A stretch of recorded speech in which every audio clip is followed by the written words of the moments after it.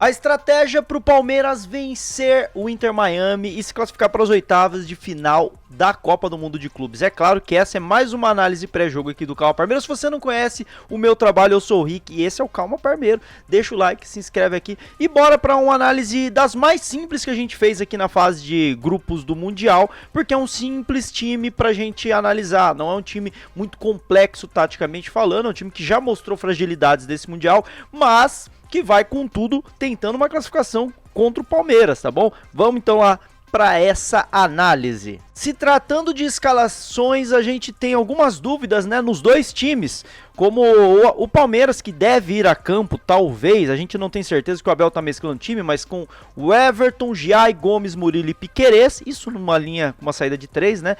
Felipe Anderson numa ala, talvez ele volte, Richard Rios, Emiliano Martinez, que deve jogar, esse é quase que certeza porque o Aníbal se lesionou, Maurício, Estevão e Flaco Lopes. Algumas alterações podem ocorrer, a gente pode ter, por exemplo, a manutenção do Vitor Roque, que em teoria é o titular do Palmeiras, mas que aparentemente está perdendo a posição para o Flaco Lopes. A princípio, se espera que o Flaco Lopes jogue. Afinal, ele vem melhor que o Vitor Roque nos últimos jogos, mas eu acredito que pela estratégia, o Vitor Roque sim será mantido junto com o Felipe Anderson, até pela estratégia do Inter Miami. O Abel costuma montar seus times baseados no que é o adversário. Só para falar da escalação do Inter Miami, deve vir com Ustari no gol, Weigand, Avilés, Falcon e Jordi Alba. Jordi Alba pode voltar, tá se noticiando que ele vai voltar, ele voltou de lesão recentemente, esteve no banco nos 2 primeiros jogos do Inter Miami, mas ainda não foi titular. Para esse jogo decisivo, é bem possível que ele jogue. E o grande desfalque do Inter Miami tá na lateral direita. O Frey, que é um dos melhores jogadores ali do time, que tá fazendo um bom Mundial, ele se lesionou. E o Weigand, que é o reserva dele, às vezes joga na zaga também, deve ser o titular no lugar do Frey. No meio campo, deve-se vir com Redondo e Busquets, além de Segovia, Messi e Suárez. O Messi, que em teoria seria esse jogador de meio aqui no 4-2-3-1, mas que a gente sabe que ele joga mais como um segundo atacante mesmo. E a galera aqui das pontas, o Allende e o Segovia, quem corre por ele. O Redondo é o principal marcador do meio campo. Um jogador de bom passe, mas é quem corre. Ele corre para o Busquets, ele corre para o Suárez, ele corre para o Messi, ele corre para o Jordi Alba. Contra o Porto, quem jogou nessa posição foi o Cremaschi, que é um jogador um pouco mais avançado. Então deixou o Inter Miami um pouco mais exposto, mas o Porto não explorou isso e o Inter Miami conseguiu uma bela vitória. Agora, contra o Palmeiras, que é o time mais forte do grupo, eu não acredito que o Inter Miami vai com uma estratégia tão ofensiva, tirando o seu principal marcador. Por isso eu acredito na volta do Redondo ao time titular. Eu separei duas situações de jogo que basicamente mostram o que é esse Inter Miami, como o Palmeiras pode explorar essa fragilidade, claro, com aquela sempre importante cautela para não sofrer com a estratégia do adversário. Primeiramente, a gente nota aqui, ó, que quando o Inter Miami tem a posse da bola, a gente percebe que é uma saída com 3 que eles fazem e uma saída de bola muito alta, né? Uma posse muito alta. O Inter Miami avança o time todo e tenta sair com 3 jogadores ali, quase que na linha do meio campo. Vocês reparam que 6 jogadores do Inter Miami ficam no bloco central, atraindo toda a marcação do adversário, para compactar a marcação adversária ali no bloco central, e sempre deixa um ala ou um ponta, seja pelo lado que for, por fora desse bloco, que é quem vai atacar esse espaço. Então, quando a gente olha para esse desenho, a gente divide em 3 as funções. Primeiro, a linha de defesa é quem tem a posse da bola e é quem administra essa posse. Essa galera que está dentro dessa área que eu determinei ali é a galera que atrai a marcação. E esse jogador que fica por fora é quem vai atacar o espaço. É sempre isso. Se a bola está do outro lado, é o ponta do outro lado que faz isso. Sempre um jogador por fora do bloco, com muita gente atraindo a marcação por dentro do bloco. E aí a gente está falando de muita gente de qualidade. Jogadores como Suárez, como Messi, como Busquets, que realmente atraem marcação dobrada. A gente segue aqui. E olha como o Messi atrai uma marcação tripla, com um jogador que está ali na ponta realmente tendo espaço para correr. Então o fato de ter um Messi ali numa região meio de zona morta, ele atrai a marcação e acaba liberando espaço para os pontas. Claro que o Messi é o principal problema pro Palmeiras, para qualquer time, é um dos melhores jogadores da história do futebol, um jogador gigantesco.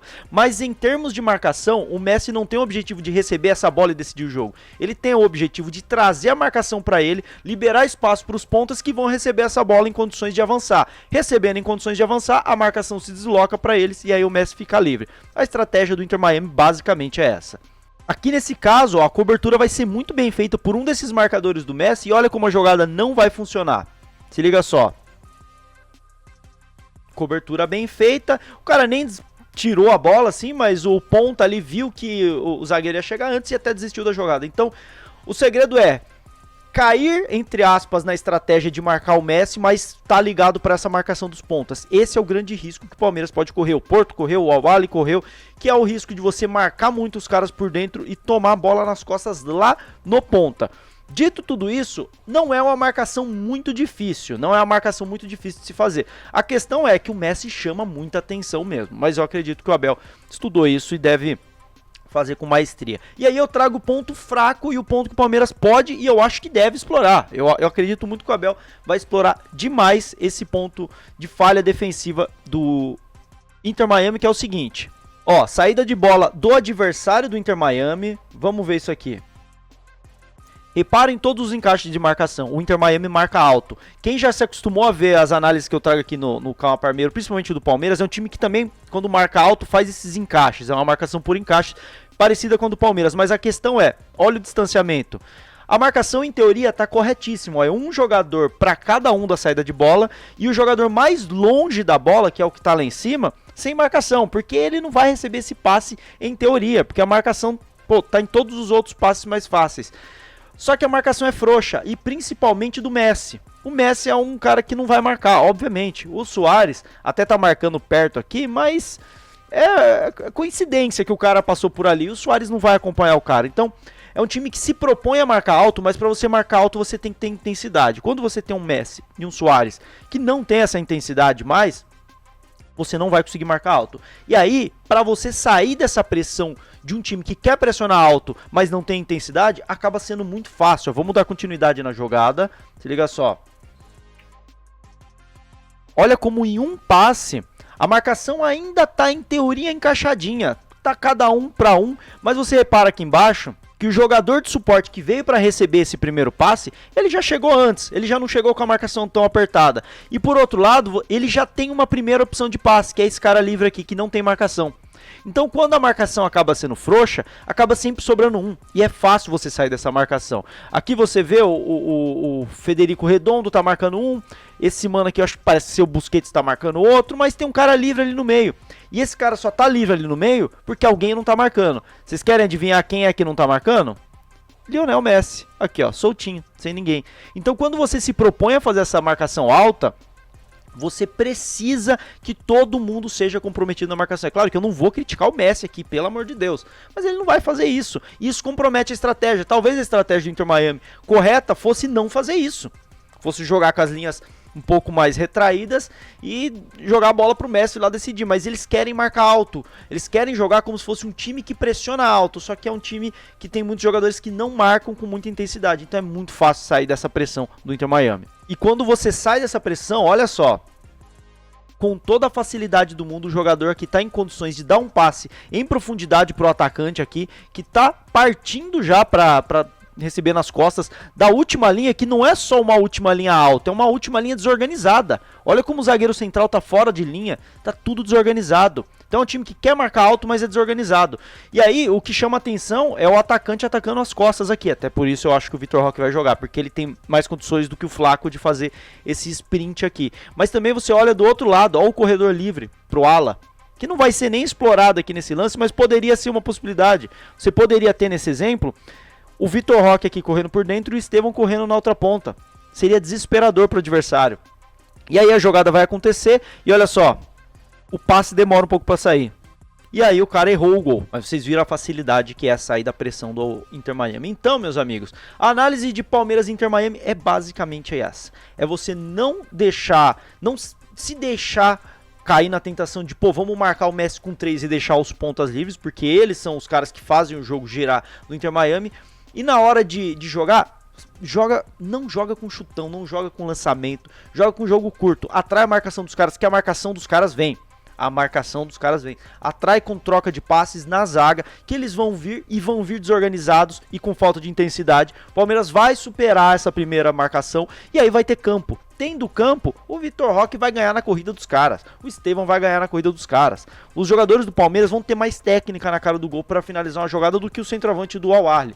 Então, resumo da obra, meus amigos. Você gostou dessa análise? Já vai deixando o like, se inscreve, deixa seu palpite aqui nos comentários. Eu vou fixar o primeiro que acertar o placar e os autores dos gols. Mas resumo da obra é o seguinte: o Palmeiras tem tudo para se classificar.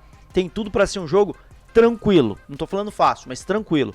Só depende do Palmeiras manter a calma e traçar uma estratégia que parece óbvia, mas que é só executar da melhor maneira. O Inter Miami é o time mais fraco do grupo. Não se enganem pelo resultado contra o Porto.